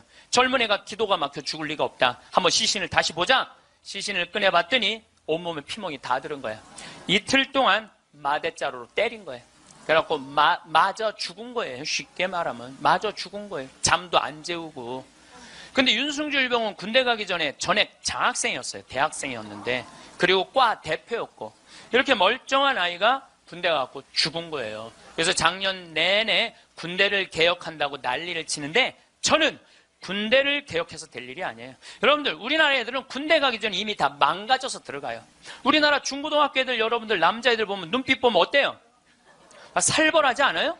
이렇게 눈빛 딱 마주치면은 어떤 놈이야 걸리지, 내가 오늘 가만히 안 놔둬, 이런 기세예요. 우리나라 지금 중고등학교 남자애들은 극도의 스트레스 속에서 자라는 거예요. 왜?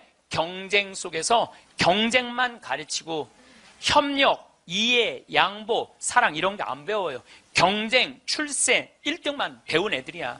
그러니까 눈에 도끼가 있는 거야, 애들이. 그런 애들이 군대 가고 서로 괴롭히는 거예요. 이미 군대 가기 전에 망가진 거예요. 여러분들 이 텔레비전 보면 요즘 대한민국 뭔가 잘못 가고 있다는 생각 안 들어요? 뭔가 우리 지금 잘 가고 있어요? 잘 못 가고 있어요.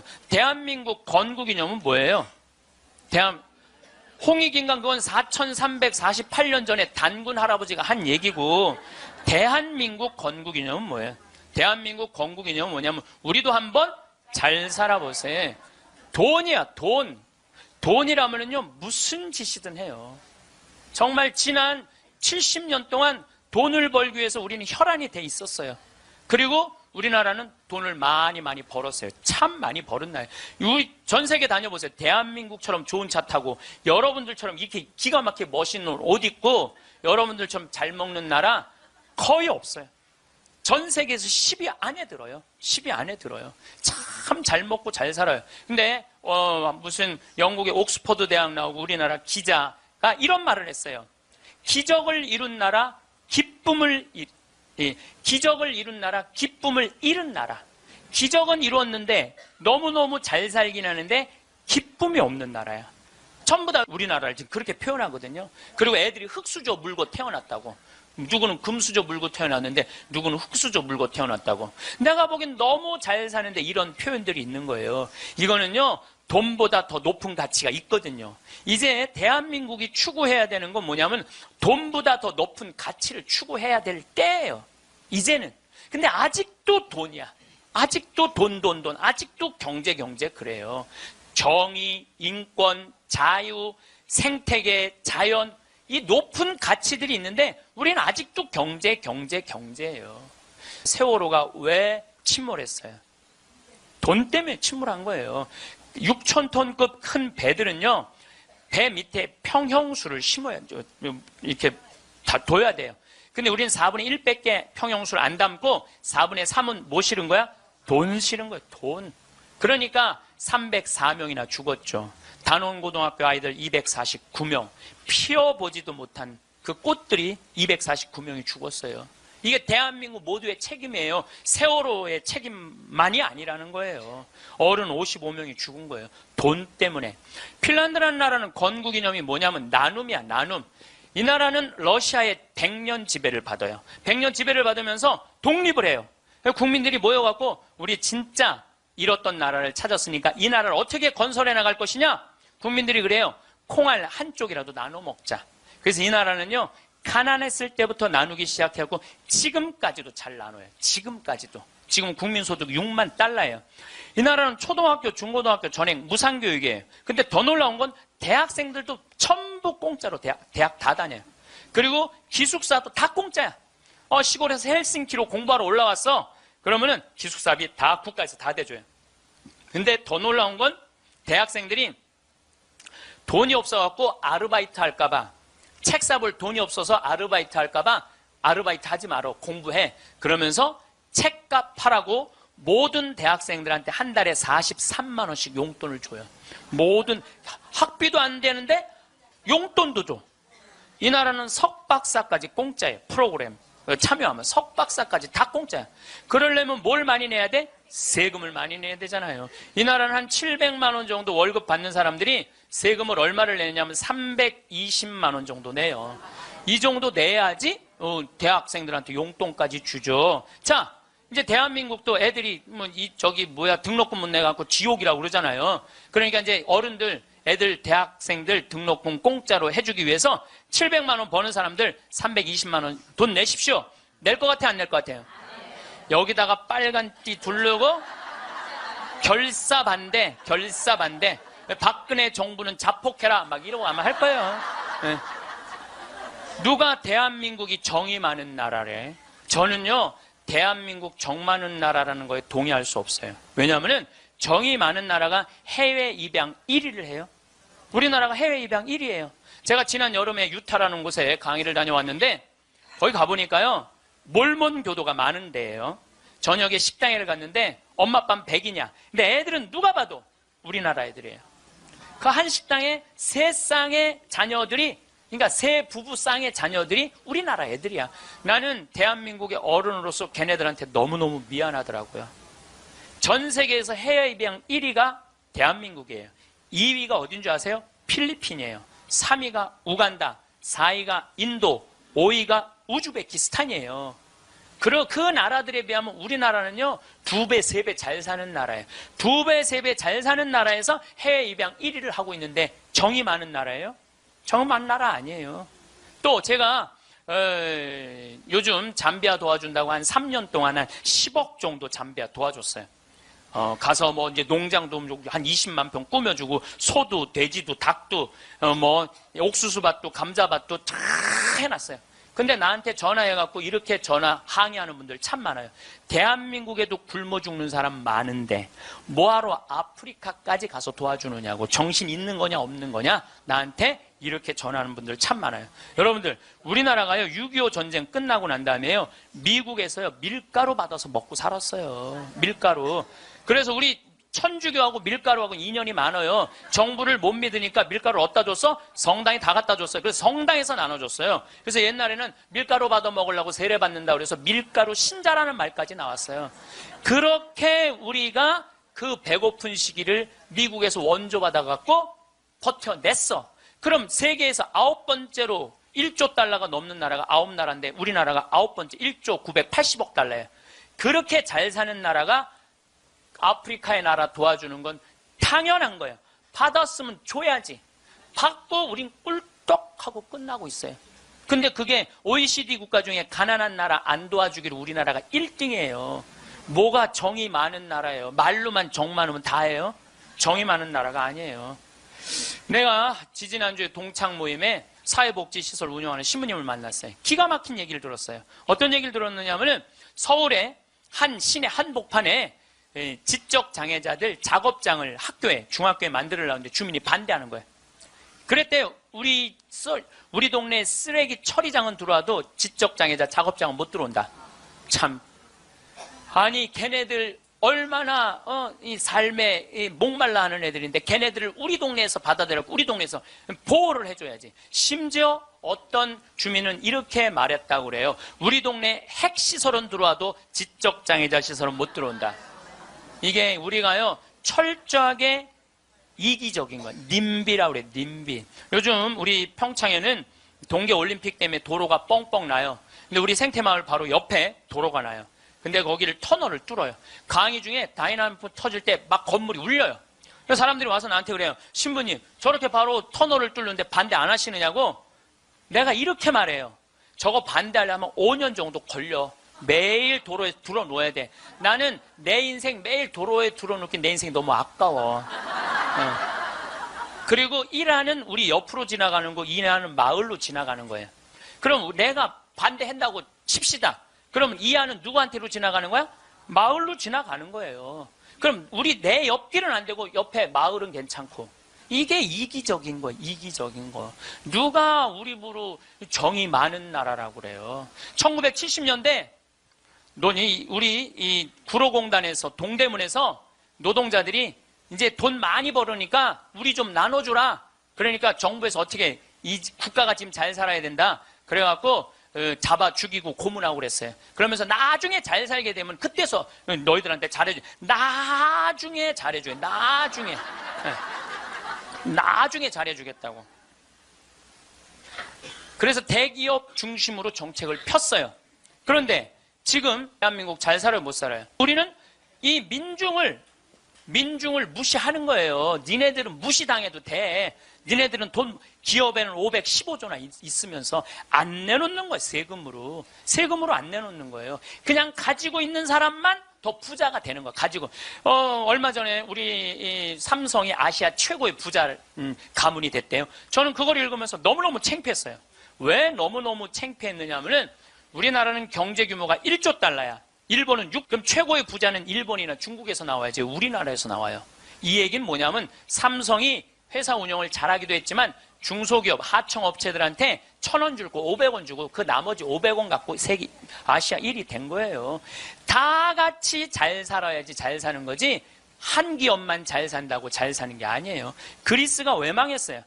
그리스가 한두 부자 자기네들 세금 다 뒤로 돌리는 바람에 나라가 망한 거예요. 나중에 나누긴 뭘 나중에 나눠. 노동자들이 잘 살아야지 국가가 잘 사는 거예요. 호주만 해도 광부들이 연봉이 얼마냐면 1억 2천이에요. 광부들이. 내가 지금 호주에 나오고 같이 봉사활동 다니는 치과의사, 우리 요한 바오로 치과의사가 있는데 어저께 나한테 한 얘기예요. 신부님, 호주에는 배관공, 전기공, 목수가 저보다 돈 더 많이 벌어요. 아주 능력 있는 치과의사인데 돈 더 많이 번다는 거예요. 그러니까 노동자가 잘 사는 나라가 행복한 나라예요. 예. 나중에 나눠주긴 언제 나눠줘. 나중에는 다 굶어 죽고 난 다음에 나눠줘요. 나누려면 언제 나눠야 돼? 지금 내가 성당 질 때도 부자들한테 신축 헌금 좀 하시죠. 그럼 신부님 나중에 땅 팔리면 할게요. 나중에 땅 팔리면 할게요. 이런 분들은요 절대 안 해요. 착한 일도 많은 사람들, 신부님 내가 나중에 돈 벌면 할게요. 이런 사람들은 착한 일 안 하겠다는 사람들이에요. 지금 하지 않으면 나중에는 못 하는 거예요. 나중에는. 지금 해야 돼. 하려면 지금 해야 돼요. 마침 기도 벌써 시간이 45분이나 됐어요. 마침 기도 제가 신약 성서의 예수님은요 서로 사랑하라는 말보다는 남을 무시하지 말라는 말을 훨씬 많이 하셨어요. 남을 무시하지 말라는 말을. 이 사람을 무시하지 말고 어린아이를 무시하지 말고 가난한 사람을 무시하지 말고 이 이야기를 훨씬 많이 하셨어요. 그러니까 사람을 귀하게 여기라는 얘기예요. 지금 제가 마침 기도로 읽는 이 성서 구절도 제가 강의 때 했던 마태복음 18장 10절 말씀입니다. 성부와 성자와 성령의 이름으로 아멘. 작은 이들을 업신여기지 마라.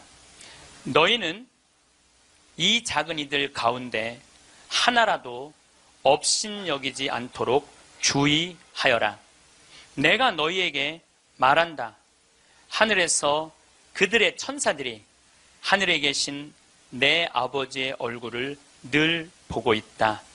사랑 많으신 하느님 아버지, 당신은 아들 예수님을 이 세상에 보내셔서 우리와 함께 먹고 마시고 놀면서 우리들이 이 세상살이 하면서 힘들어하는 것을 위로해 주시기 위하여 당신 아들을 파견하셨나이다.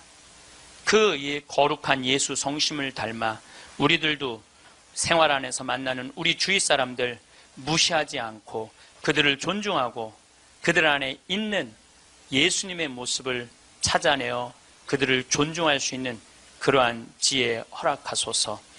영광이 성부와 성자와 성령께 성부와 성자와 성령의 이름으로 아멘. 네, 감사합니다.